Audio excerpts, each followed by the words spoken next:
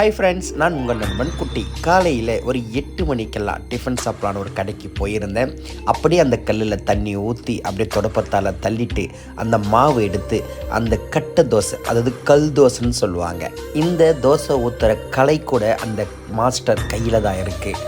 அந்த மாவு நம்ம எந்த அளவில் அரைக்கணும், எந்த பதத்தில் அரைக்கணும், அப்படி அரைச்சா தோசை ஊற்றும் போது நமக்கு எப்படி செவந்து கிடைக்கும், அதுக்கு கூட என்ன சேர்க்கணும், அந்த கல்லில் ஒட்டாமல் அந்த தோசை கிழியாமல் அப்படியே பாருங்களேன் சூப்பராக எடுத்து திருப்பி போட்டு இதில் அப்படி கார சட்னி, பொட்டுக்கடலை சட்னி, சாம்பார் மூணுத்தையும் ஒன்றா ஊற்றி தோசையை பிசைஞ்சு சாப்பிட்டா ஐயோ போங்க, அவ்வளோ ருசி.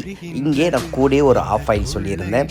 இப்போ இந்த ஆஃப் ஆயில் பக்கத்தில் வந்துட்டுருக்கு. இந்த தோசையை பாருங்களேன் எவ்வளோ செக்கச்செவேன்னு செவந்து இருக்குது. இந்த அளவு, இந்த செய்முறை உங்களுக்கு வேணும்னா எனக்கு கமெண்ட் பண்ணுங்கள். நன்றி.